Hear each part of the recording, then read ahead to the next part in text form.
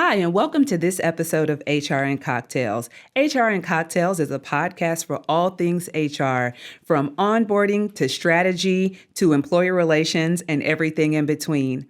Today, I'm joined by Morgan Thomas Harried. How are you? Hi, how are you? Good. Morgan is an attorney at Gordon Feinblatt. And today we're going to talk about, do you need an attorney or do you need HR or do you need both?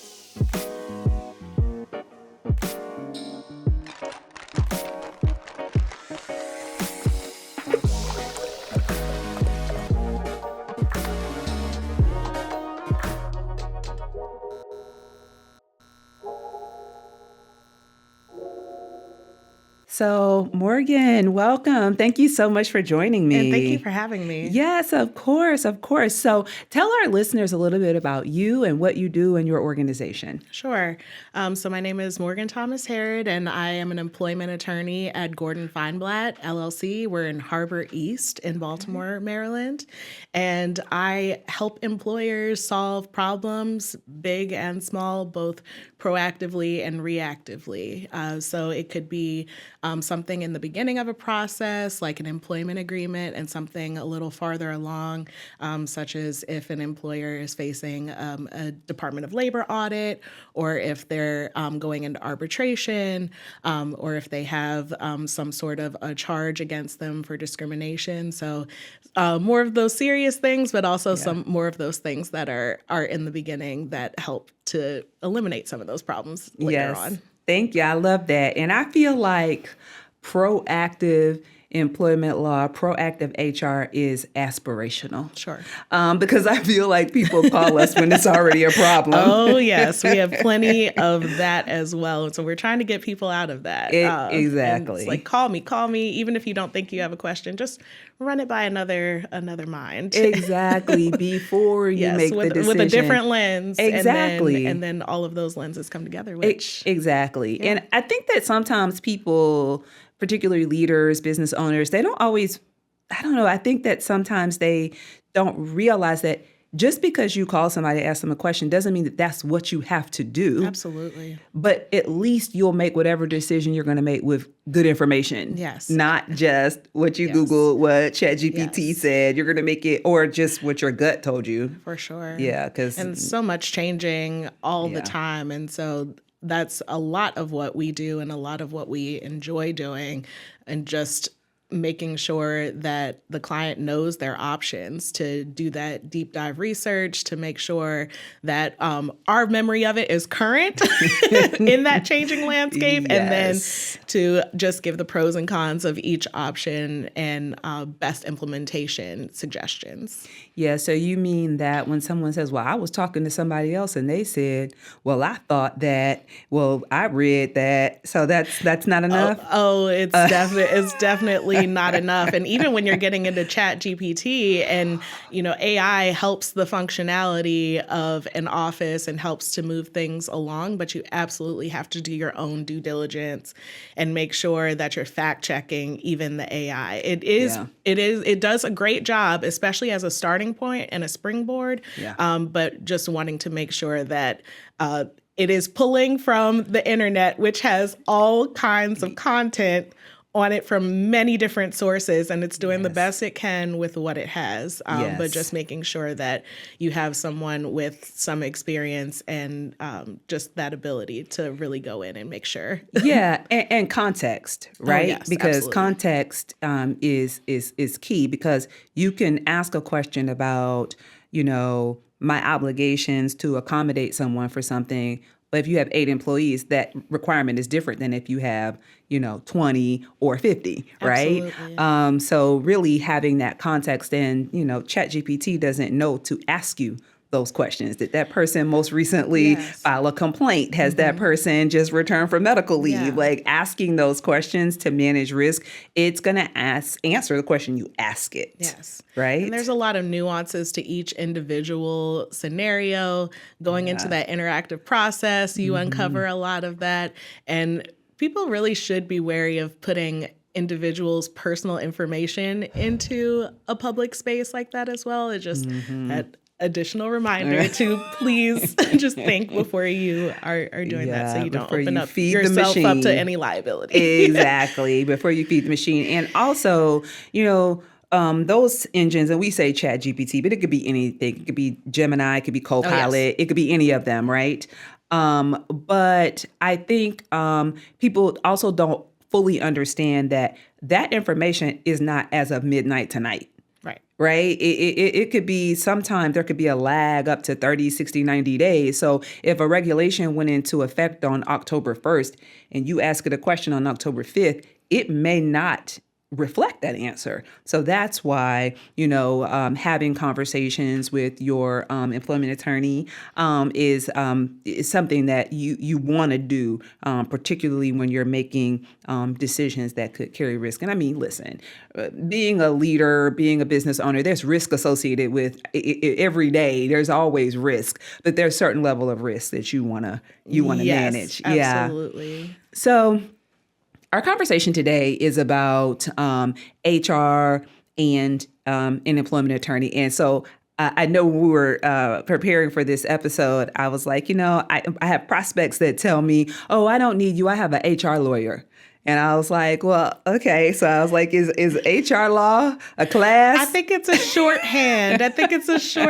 To just discuss. I have an employment attorney that is abreast of the issues, but that definitely goes a certain length, but you do also need that support in on the ground implementation, the hand holding and sharing with your actual employees, and doing some of that groundwork with establishing those relationships, but also balancing the compliance. And you and I talked about that as well. Mm-hmm.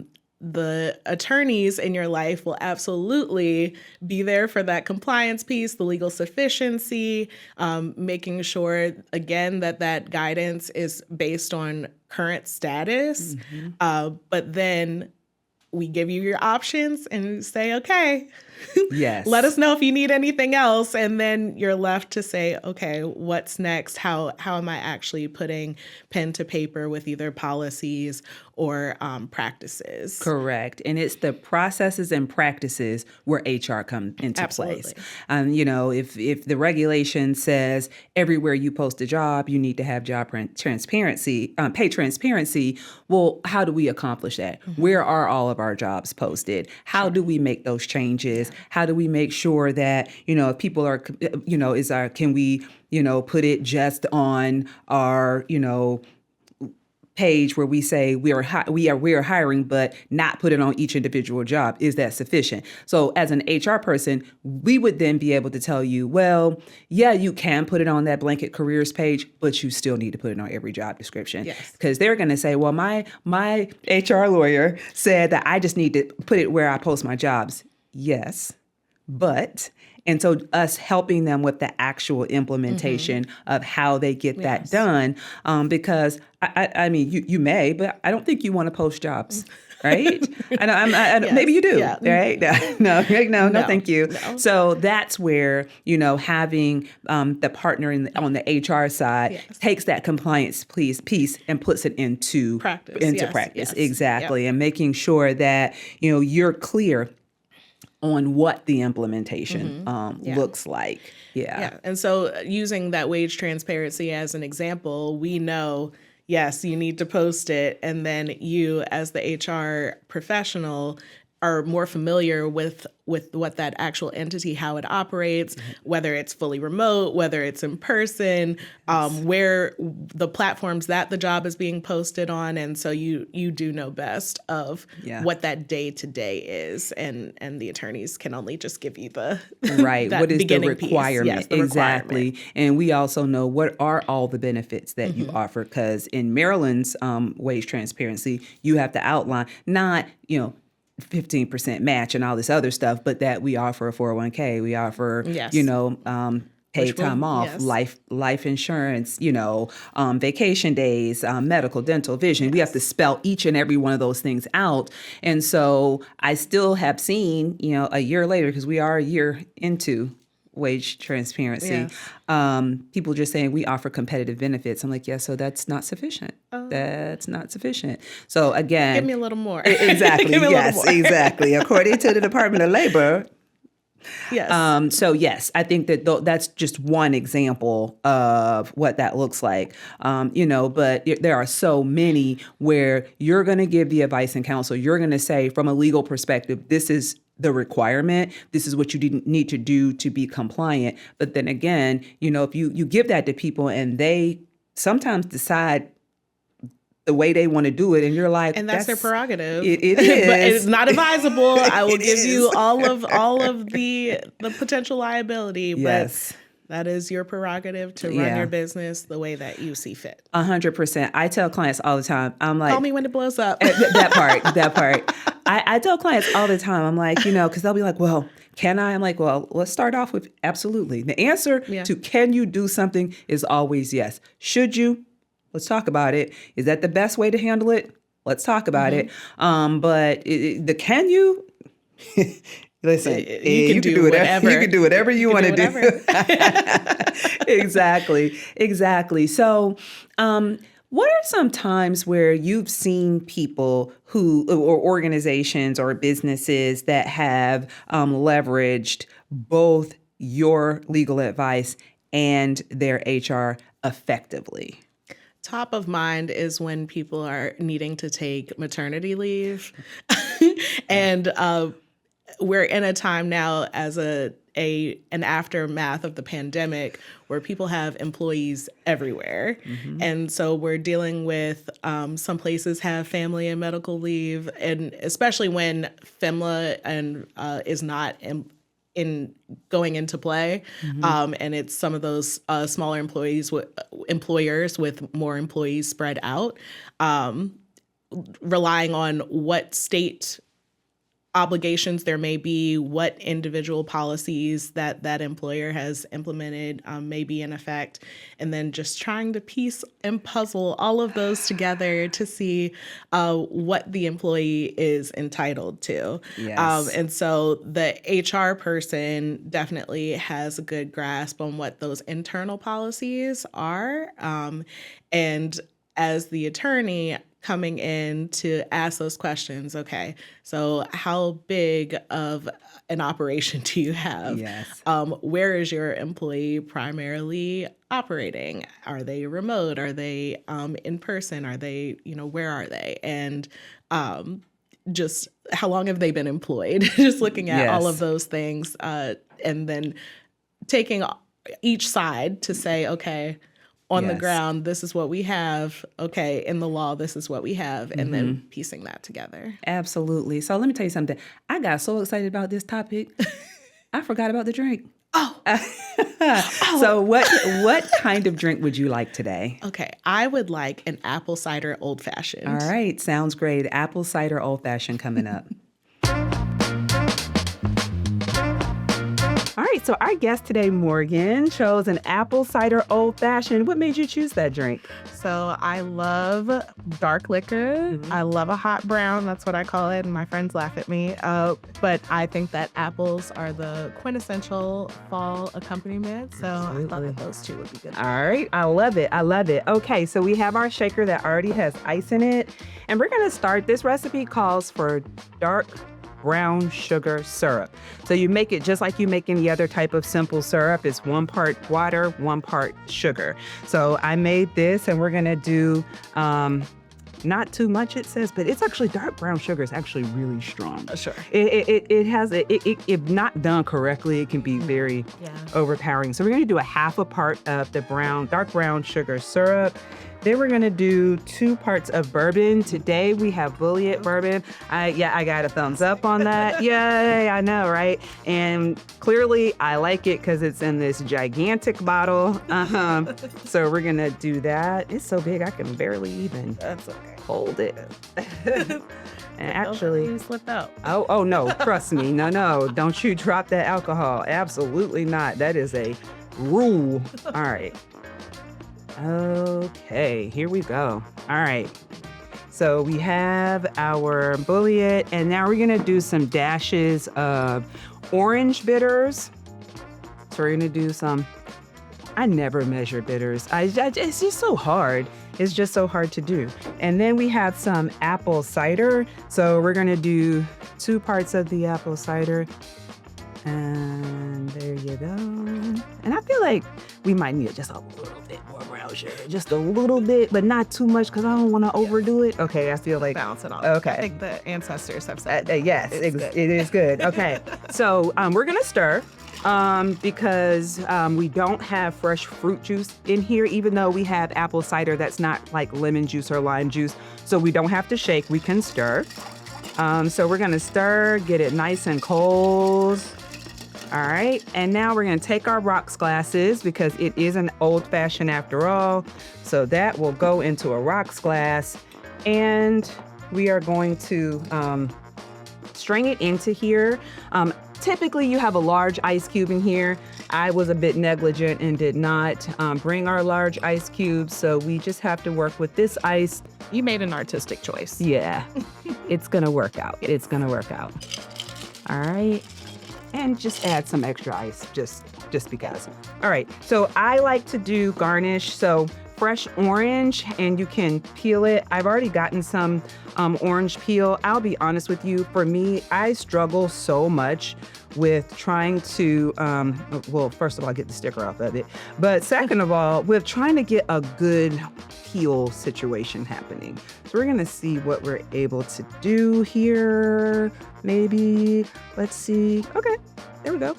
All right, so, yep, we're gonna make it work. All right, so we're gonna try to get a good little orange peel situation going on here. And then because it's fall, we're gonna put a cinnamon stick in here to make it look pretty. All right, so cheers. Yay. Let's see how we're tasting here. Yes, this is very good. So apple cider old fashioned. This is exciting. So we were talking about, the thing that comes to mind is paid family leave and when individuals take leave. And it's really interesting because I remember I had a client that had an employee in California who was going on leave. The company had paid maternity leave up to a certain point. They also had short-term disability. Then there was CFRA, then there's SDI. And so for people in California, it's their paid state disability leave. And then there's the paid family leave, the baby bonding leave. It's like all these things. And so I literally had to make like a Gantt chart of when this started, when that stops, policy, then this, then this, then similar. this. Exactly.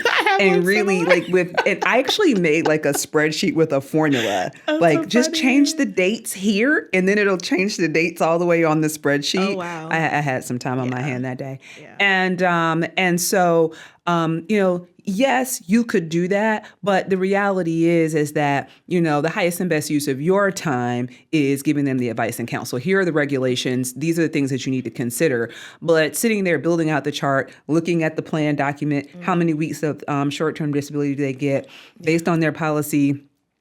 What's the paid family leave that they have internally? Okay, when does CFR kick in? Now we got to notify California that this person's going on leave. Managing the notifications from California, sending the wage reports of what we paid them, so that the state knows all of those things. You're not going to manage. And that's another situation where having someone who understands the interplay of those regulations and how they're supposed to work manages not just the compliance, but also the administration of it. Like that's sometimes where it falls apart is like the administration, and California plays no games. That California commissioner Get it correct. They play no games at all. You want an alternate work schedule? Y'all need to vote on it. So it's very serious in California. And so really looking at those things, of course, you looking through the legal required statutory compliance perspective. And sometimes there's here's what the law says. But then to your point before, here's the cultural aspect of it. How do we incorporate this into our culture? How do we communicate this? How do we operationalize it? What systems do we have that can automate this and manage this process. All of those things go hand in hand, right? Absolutely. So those are all things that, you need, support to do together. So what would you say to an organization that says, I don't need HR, or I don't need an attorney, I have an HR person? Good luck to you.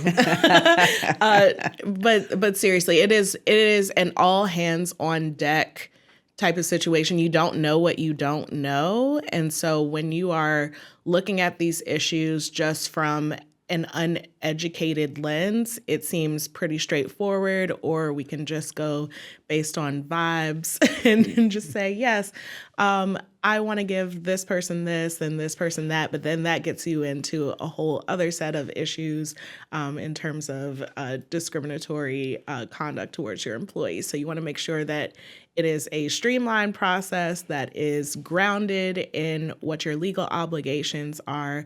And no one really, you are expected to make sure that those things are happening, but it's not necessarily that you could be reasonably expected to know all of that by yourself, which is why you do the wise thing and put some people on your team that have that credentialing. Just like you don't do every task at your place of business. Everybody comes together as a team, has their own lane, and then they work in tandem. And when it goes well, and there's effective communication, there is also that efficient implementation and carry through. Yeah, absolutely, 100%.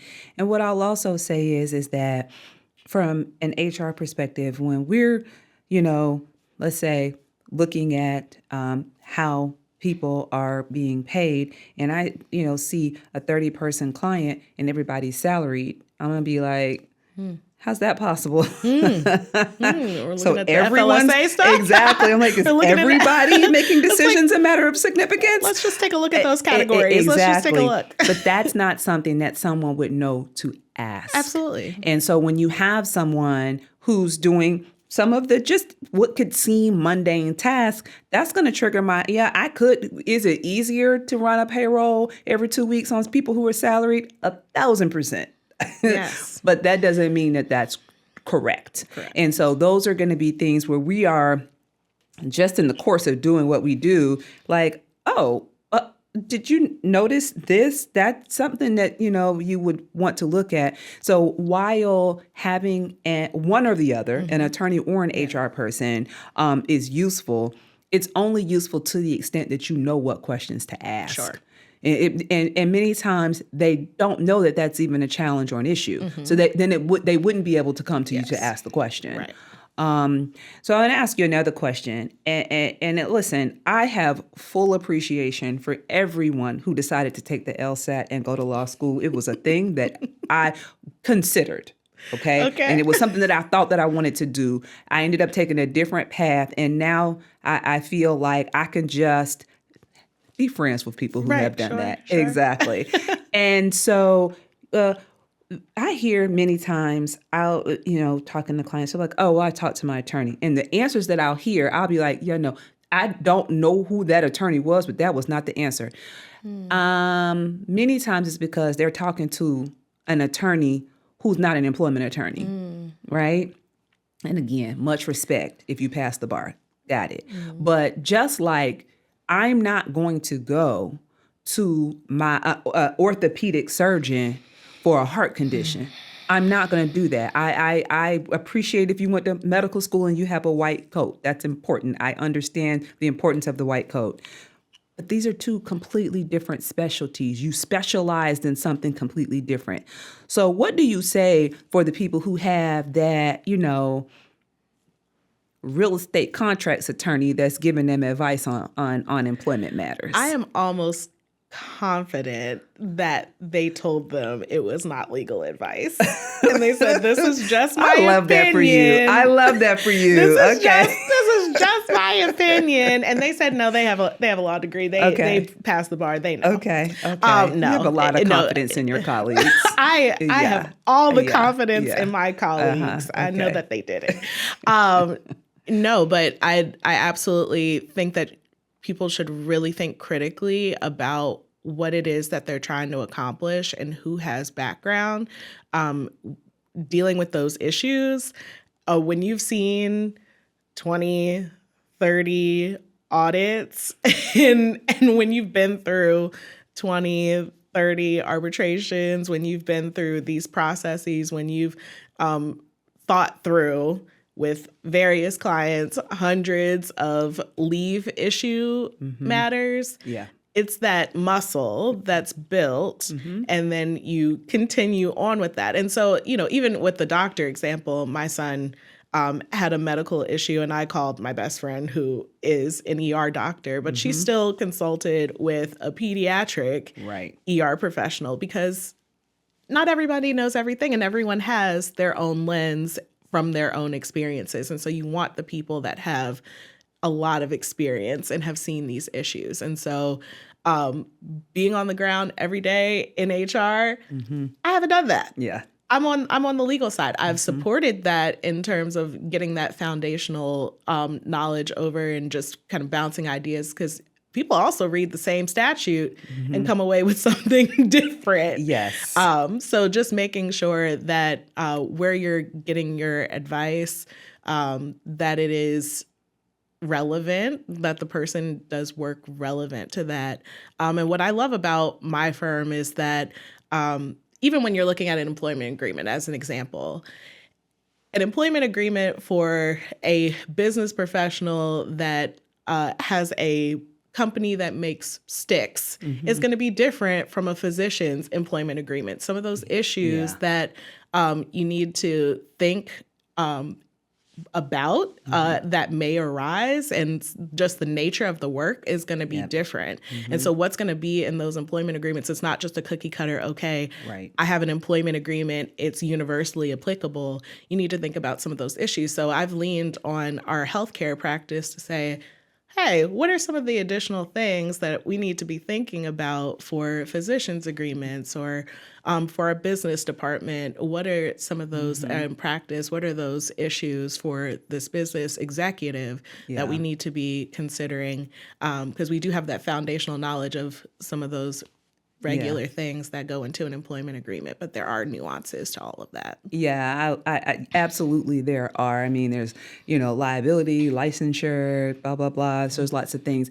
But you mentioned something about, being in the trenches every day and then talking to, your friend that is an emergency room doctor. So I give this example, and so you're going to totally not appreciate this. And so I have a cousin who's also an emergency room doctor, and I tell people all the time, HR is a practice, similar to how the law and medicine is a practice. Now, I know you don't appreciate that because I don't have a white coat, but I respect what you do. And my mom was an HR professional before she retired. Okay, I love that. It's all love. Okay. It is all love. But it really is a practice. Like, you can get your certification, you can get your degree, but until you've been in the field and seen how different things present themselves, you start to anticipate the questions that you need to ask. Absolutely. You start to anticipate, okay, so you're saying this, but let me dig in over here because I've seen this episode before, you know? Yes. And so it's a practice in that way.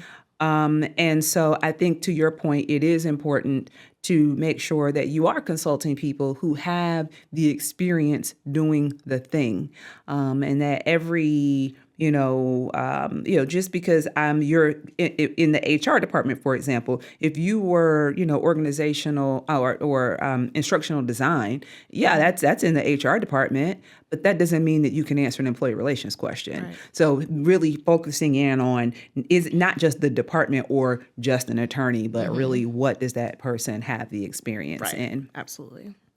So if you had to answer the question, okay, does an organization need HR or an attorney or both? Both.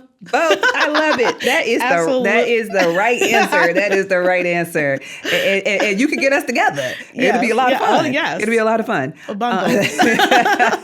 Exactly.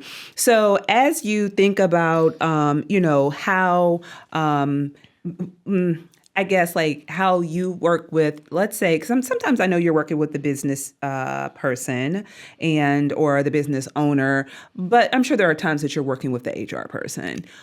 Plenty Yeah, of times. yeah. So talk about what that relationship looks like. Sure. So I think that a lot of times the CEO or president is not necessarily sure how to get, they just know what end they want in mind. They're not necessary, or just there's a problem. They want the problem to go away. Not sure how it's going to go away. That's for you two to figure out. And so I actually really enjoy working with the HR directors, VPs, managers that we come in contact with, who are typically our points of contact, because they know where everything is, everything related, especially when it's an employee-based issue.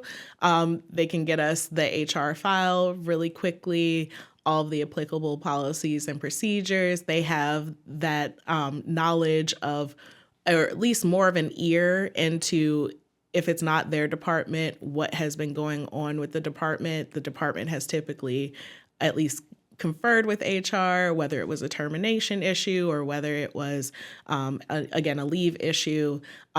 That connection, the CEO president tends to be a little attenuated from those issues. And so that HR person really has a pulse check on what has been going on. And so that's really helpful for us, especially for position statements, helpful for me for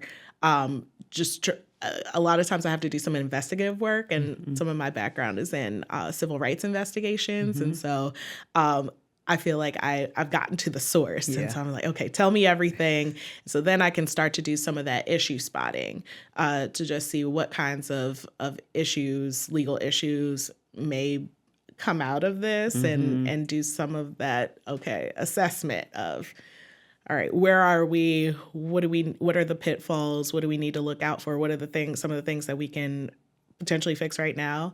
And it also depends on where in the process we're having this conversation. Yes. Have you already done it? Yes.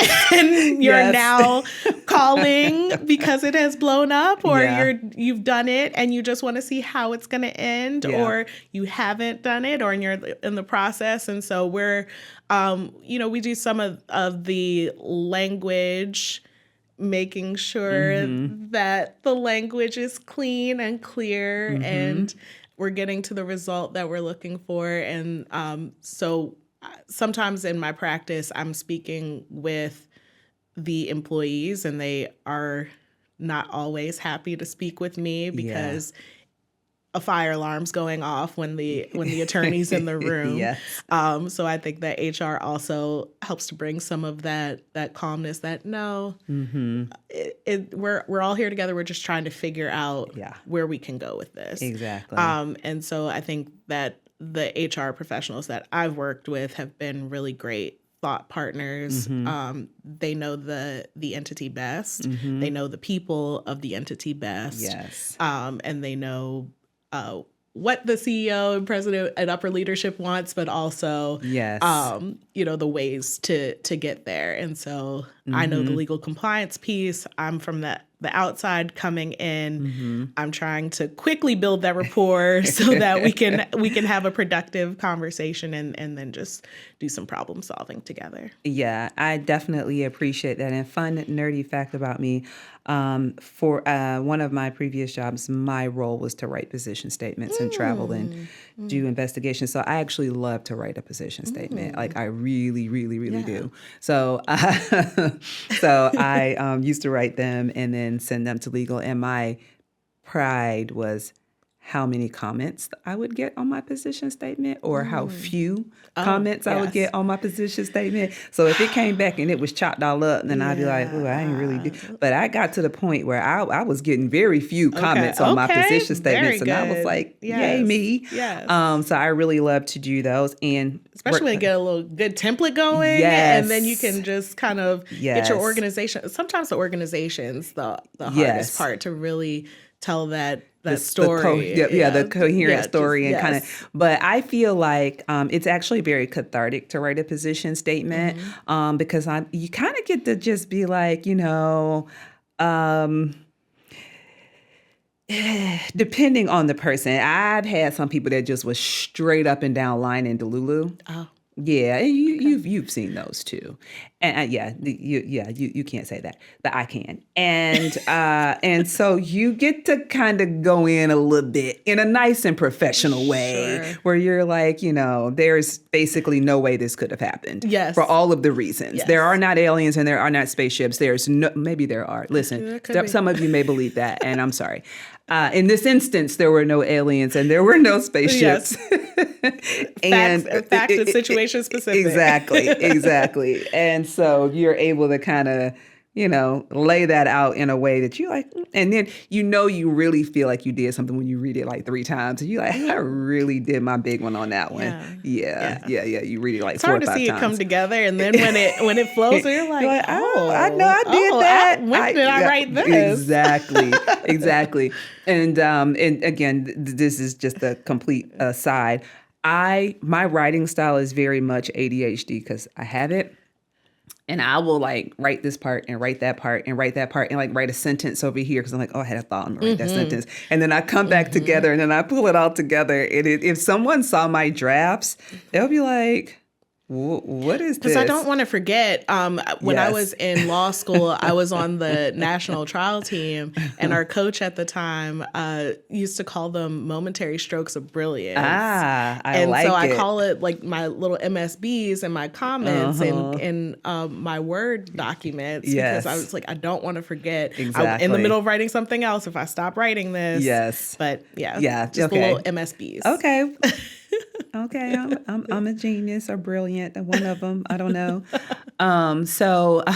But yes, I think that it's important though, especially for smaller businesses and for business owners to understand, and particularly because, you don't have to have a full-time HR person. You don't have to have a full-time attorney, in-house counsel. You can have, external counsel that can provide that for you, and fractional HR, and get all of the things together to protect your organization, the same way that a large organization that has a whole HR department and in-house counsel. Correct. You can get that and those relationships and that protection externally. And no matter the size of your organization, you still need it. Right. And you need both That's right. pieces. That's Yeah. absolutely correct. Yes. Well, Morgan, thank you so much for joining me today. I really appreciate it. Sure. Thanks so much for having me. Absolutely. And thank you for joining this episode of HR and Cocktails.